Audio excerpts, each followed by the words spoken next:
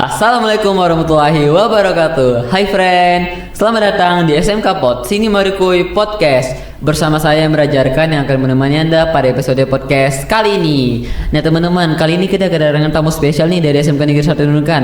Dan dengar-dengarnya dia merupakan salah satu peserta yang kemarin sempat lolos pada saat lomba FLS 2N, khususnya pada bidang kriya teman-teman. Nah kalian pasti penasaran kan dengan siapa orangnya? Langsung saja kita kenalan dengan bintang tamu kita. Halo teman-teman semuanya, perkenalkan nama saya Dewi Jelista dari kelas 11 DKVB. Oke baik, Dewi Jelista, saya izin buat manggil kakak aja boleh? Boleh. Oke baik, sebelumnya Kak Dewi ini gimana nih kabarnya Kak Dewi? Alhamdulillah baik dong Arkan. Oke baik Kak Dewi, jadi sebelumnya ini yang saya dengar maupun ada di sosial media tuh mengatakan bahwa Kak Dewi ini adalah salah satu peserta FLS 2N yang sempat lolos dari tingkat provinsi kemudian melanjut ke kabupaten. Nah boleh nggak nih diceritain awal mulanya gimana sih kok bisa Kak Dewi ini yang bisa jadi terpilih dalam mewakili sekolah untuk lomba FLS 2N pada bidang kriya, kira-kira gimana tuh?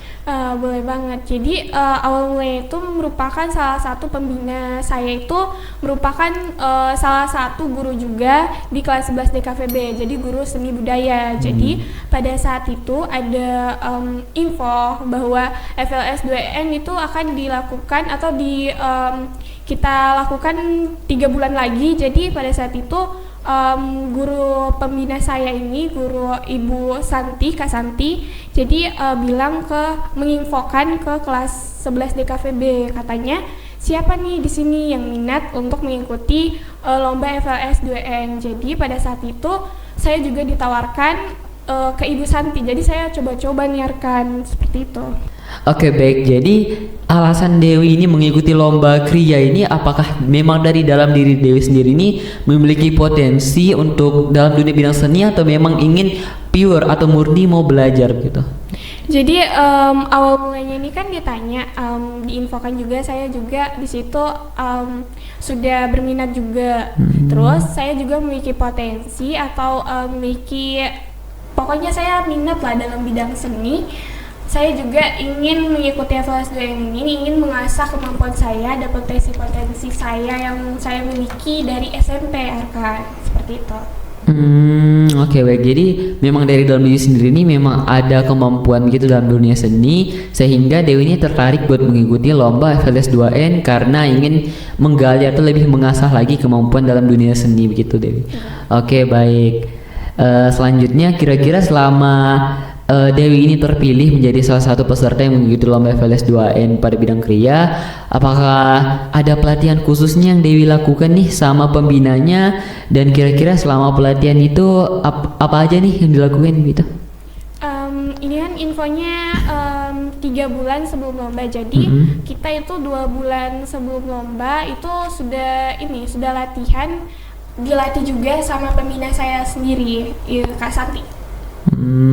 Jadi gimana nih kalau dalam selama pelatihannya tuh kira-kira Dewi ngapain aja? Apakah Dewi melatih untuk mengukir atau intinya dalam seni lah? Kira-kira Dewi ngapain aja nih sama pembinanya? Nah jadi itu kita dikasih tema lampu meja. Jadi pada saat membuat lampu meja ini kita itu saya dilatih juga sama pembina saya untuk mulai dari ngukir, karena konsep kami juga itu ngukir ukiran Dayak pada saat itu. Jadi kita melatih mulai dari ukiran, terus banyak kesusahan atau kesulitan lah Arkan, karena pada saat itu banyak sekali menggunakan peralatan-peralatan yang benar-benar cewek itu jarang makainya, seperti bor dan lain-lain seperti itu. Jadi itu salah satu kendala ya dari Dewi dan juga pembinanya, karena dalam melakukan pelatihan ini memang barang-barang yang digunakan itu barang-barang yang biasanya tidak digunakan oleh perempuan gitu. Oke baik, jadi seperti ngebor, kira-kira selain ngebor tuh barang-barangnya apa lagi nih kalau boleh tahu? Seperti bor, pahat, terus ukiran juga, kikir. Kita menggunakan, kalau ukirannya itu Arkan, saya menggunakan kikir. Terus jadi dia ini ngukirnya di kaca gitu atau iya, di kaca akrilik kemudian diukir menggunakan alat-alatnya begitu. Iya. Pertamanya itu dibor dulu nih kayunya, itu sebagai penyanggah dan penyimpanan alat atau penyimpanan apa ya sih namanya? Kalau kabel, penyimpanan kabel. Jadi di dalamnya Oh, itu iya. dilobangin atau dibor, terus dibor juga buat penyimpanan atau penyanggahan dari kaca akriliknya ini. Jadi itu kabelnya berguna buat nanti ngidupin lampu yang dalam kaca gitu. Oke, baik. Jadi dari kedengarannya aja nih pastinya susah ya. Jadi selama pelatihan itu apakah selain dari kendala alat-alatnya, apakah ada kendala dari Dewi sendiri, kayak Dewi ini merasa dari dalam diri Dewi ini Dewi merasa kayak nggak mampu atau bagaimana? Kira-kira ada nggak nih Dewi kendala-kendalanya? Untuk ukirannya ya bagus lah. Kalau menurut saya itu cukup gampang, cukup mudah. Terus tapi dalam penggunaan bornya ini, penggunaan alat-alat yang biasanya tidak pernah saya pakai sama sekali, tiba-tiba disuruh buat coba. Jadi di situ saya kurang memiliki potensi, tapi lama kelamaan bisa karena sudah dibiasakan seperti itu, Arkan. Oke, jadi selama Dewi melakukan pelatihan dan merasa sudah siap bahwa diri Dewi ini sudah bisa untuk melakukan pertandingan, kira-kira sebelum Dewi masuk ke dalam pertandingan ini, apakah ada melakukan seleksi terlebih dahulu kah antara sekolah maupun antara siswa-siswi yang dalam sekolah gitu? Tidak, karena pada saat itu informasinya kan cukup dekat juga. Karena pelatihan ini 2 bulan itu kurang cukup menurut pembina saya. Jadi pada saat itu hanya saya dulu saja dibina selama 2 bulan itu, Arkan. Jadi karena kendala waktu, jadi tidak banyak yang dipilih untuk mengikuti lomba FLS 2N ini. Jadi dari pembina Dewi sendiri ini cuman hanya memerlukan 1 orang saja supaya bisa menghemat waktu begitu ya. Iya, betul. Oke, baik Dewi. Jadi lanjut lagi setelah karena kan tidak melakukan penyeleksiannya. Iya. Apakah dia dari media perlombaannya ini tuh dia jadi berbeda nggak dengan pelatihan yang Dewi lakukan? Apakah dia tidak sama atau memang yang Dewi lakukan pelatihan ini memang yang akan dibawakan ke kabupaten begitu? Sebelumnya itu kita sudah ganti konsep banyak sekali. Kalau tidak salah ada 5 konsep pada saat itu, lampu meja itu ganti-ganti karena di technical meetingnya ini memiliki cuman dikasih 8 jam pengerjaan, sedangkan beberapa konsep yang saya gunakan itu biasanya sampai 1 hari 2 hari baru selesai seperti itu. Jadi dia kebanyakan ganti konsep gitu. Iya. Tapi kalau dari Dewi sendiri, dari kebanyakan ganti konsep ini, apakah Dewi sendiri tidak merasa terbebani atau bagaimana nih Dewi? Sebenarnya enggak juga sih, karena setiap konsep ganti konsep pasti sedikit meringankan kan. Jadi pada saat ganti konsep itu kurang juga untuk membebani saya, karena pada saat penggunaan alat banyak alat-alat yang digunakan itu dikurangin juga seperti itu, Arkan. Jadi karena pergantian konsep ini justru malah membuat dari Dewi sendiri ini lebih gampang gitu. Oke, baik. Jadi saya mau menanya nih, selama Dewi di kabupaten sana, apakah Dewi sering melakukan interaksi antar sesama peserta lomba lain, ataukah ada melakukan kerjasama dengan peserta lain, ingin sharing bersama-sama selama perlombaan kita, apakah ada nih? Banyak sih tentunya, karena berbagai sekolah ya, mulai dari Sebatik, Sebuku dan lain-lain di sekitaran Kabupaten Nunukan, semuanya jadi satu. Jadi pada saat itu lebih banyak sharing-sharingnya pada saat waktu istirahat, Arkan. Seru juga ketemu banyak-banyak temen dari satu kabupaten seperti itu. Nah, kan di kabupaten itu tentunya kan pasti berbeda nih dengan tempat asalnya Dewi. Kan apakah selama Dewi di tingkat kabupaten sana, apakah Dewi harus melakukan adaptasi dengan lingkungan Dewi terlebih dahulu? Apakah Dewi harus menyesuaikan dengan keadaan yang ada di sana, kayak seperti ada culture shocknya atau bagaimana nih Dewi? Sebenarnya ini kan dari satu kabupaten ya, jadi dari berbagai sekolah itu ngumpul jadi satu lombanya juga, jadi tidak ada merasa tersaingi juga sih, karena seru juga bisa kenal sama teman-teman yang dari luar sekolah, luar Nunukan seperti itu. Oke, baik.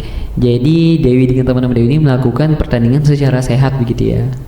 Nah, kira-kira dari Dewi sendiri ini ketika melakukan pertandingan itu ada nggak nih merasa gugup dan takut kalau misalnya kriya atau karyanya dari Dewi ini tidak lolos gitu? Apakah ada rasa takut yang dialami atau memang yakin kepada diri sendiri bahwa karya Dewi sendiri ini sudah pasti bisa lolos? Sebenarnya dua sih, antara gugup sama harus percaya sama diri sendiri. Yang pertama tuh gugupnya karena 2 bulan selama saya pelatihan saya itu kan ditemani sama pembina saya. Sedangkan pada saat lomba itu saya cuma melihat beliau dari jauh, jadi gugup juga nggak bisa bertanya apa-apa kalau misalnya ada kesalahan yang saya lakukan. Terus yang kedua tuh saya juga percaya sama diri saya sendiri bahwa saya tuh bisa, karena 2 bulan itu masa saya harus jatuhkan atau tidak percaya sama usaha yang saya lakukan seperti itu. Oke, baik, berarti untuk dari Dewi sendiri nih, ketika sudah diumumkan oleh pihak juri yang ada di sana, gimana nih perasaan Dewi ketika diketahui bahwa Dewi lah yang menjadi juara 1 ya kalau tidak salah. Nah, Dewi menjadi juara 1 pada tingkat kabupaten itu. Nah, kalau dari Dewi sendiri gimana nih perasaannya dengan pembina Dewi? Kira-kira pembina mendamping? Iya. Oh, mendampingi. Berarti perasaan dari Dewi sendiri dengan pembina Dewi ini gimana nih setelah mengetahui ternyata bahwa dia dan juga Dewi ini menjadi salah satu peserta yang mendapati juara 1 di lombanya? Gimana Dewi? Sebenarnya seneng banget karena pada saat itu saya sudah apa ya? Sudah lebih leluasa lah, karena karya yang saya bawakan ini sudah selesai dan ternyata bisa lolos seperti itu. Terus saya juga sedikit tidak merasa mengecewakan sekolah, karena selama 2 bulan itu kan saya juga sudah keluar dari mata pelajaran beberapa pembelajaran juga. Jadi menurut saya ya selama 2 bulan itu ternyata hasilnya memuaskan. Jadi akhirnya selama 2 bulan yang Dewi tinggalkan mata pelajaran sekolah itu akhirnya terbayarkan ya dengan juara 1-nya di lomba kabupaten ini, sehingga Dewi bisa mewakili nama sekolah. Oke, baik, sudah selesai dari kabupaten. Nah, Dewi kan lanjut ke provinsi nih. Nah, dari provinsi sendiri ini ada nggak perbedaannya antara lomba di kabupaten dan juga di provinsi ini? Sebenarnya banyak sekali sih, apalagi di technical meetingnya ini. Jadi pada saat technical meeting ini banyak sekali perubahan. Yang pertama kan saya mengukir nih ukiran saya.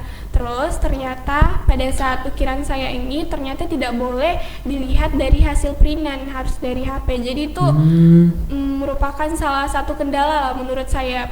Karena ini hamin beberapa jam lagi, bukan hamin beberapa hari. Seperti itu, Arkan.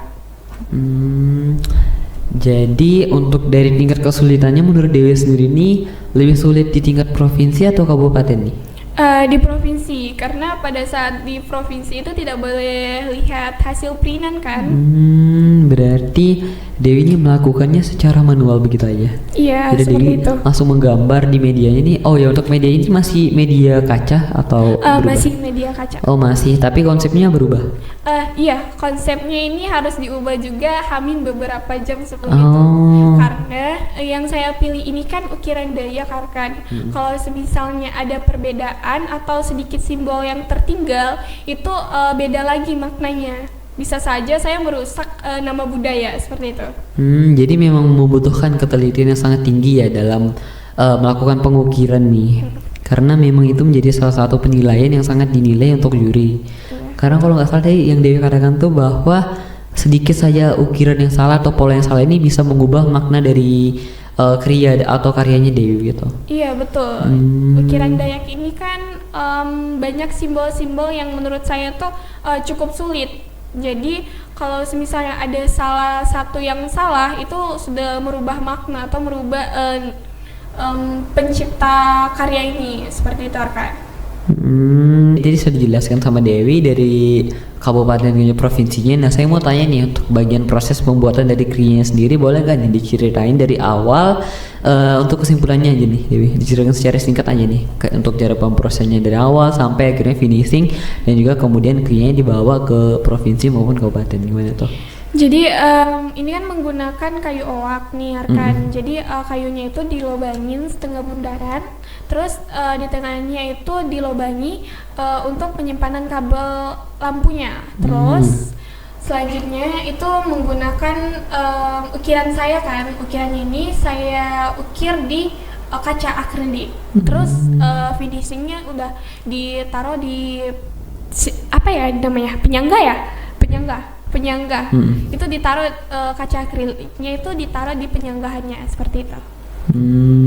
Kemudian setelah selesai semuanya dari ini, apakah harus ada untuk melakukan kayak penandatangan begitu bahwa ini bukti bahwa memang kita membuat sendiri? Dan juga kira-kira dari Dewi sendiri nih, ada nggak nih Dewi merasa kayak ini orang kayak punya ini membeli begitu atau bagaimana tuh? Jadi itu kan ada 3 ruangan. Jadi karena banyak sekali nih pesertanya pada saat pembuatannya ini, di 3 ruangan ini 3 juri ini itu akan keliling ke tempat yang berbeda, tempat pembuatan siswa-siswi dari sekolah, banyak sekolah itu nanti dikelilingin atau diawasi lah seperti itu.